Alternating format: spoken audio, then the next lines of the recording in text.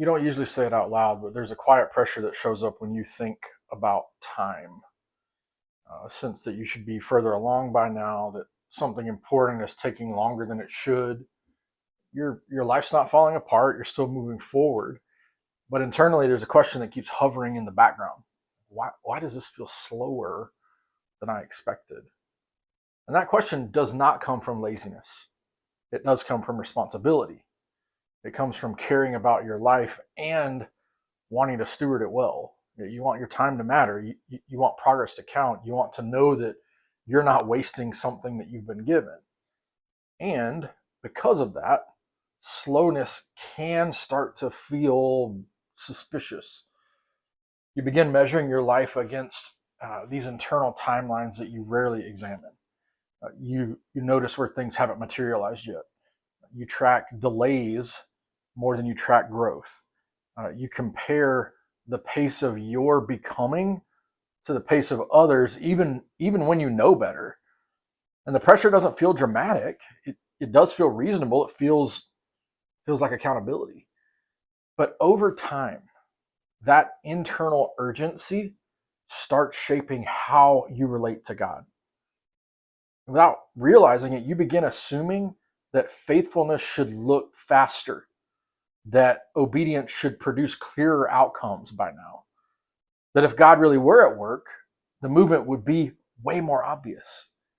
When progress feels slow, it's easy to wonder whether you're missing something, whether you're misunderstanding something, or falling behind in ways that you just can't quite see.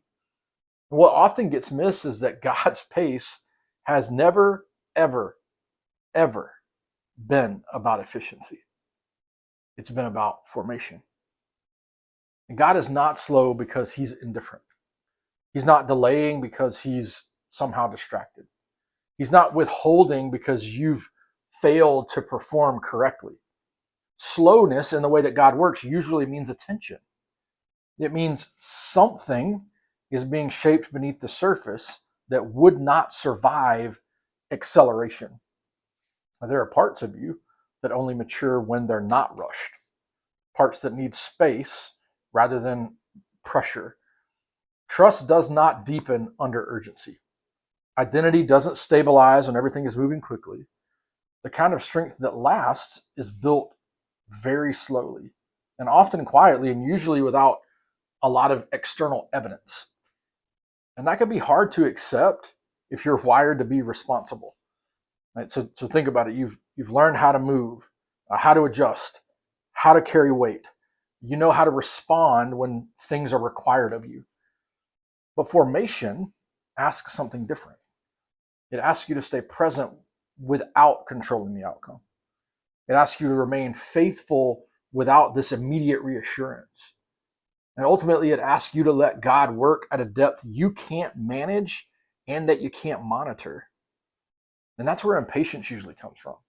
It's not from rebellion, it's just from uncertainty. You want to know that your effort counts. You want confirmation that this whole season is not being wasted. You want something very solid to point to that proves you're on the right track. Hear me when I say this. God isn't trying to prove anything to you. He's shaping you into someone who doesn't need constant evidence to remain grounded. Someone whose life isn't driven by internal deadlines. Someone who can carry future responsibility without being driven by this fear of falling behind. When God slows the pace, it's often because he's protecting you from becoming successful in ways that would hollow you out. He's preventing outcomes from arriving before the interior is ready to hold them. He's guarding you from stepping into weight that would demand more than you currently have access to internally. Now listen, this isn't punishment, it's care. The frustration you feel around timing usually points to attachment, and not a healthy, not an unhealthy attachment, but human attachment. You care about your life. You care about doing it well. And when the path forward feels unclear or delayed, it can feel really personal. But God's work in your life is not transactional.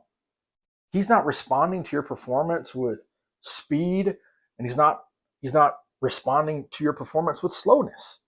He's responding to who you're becoming.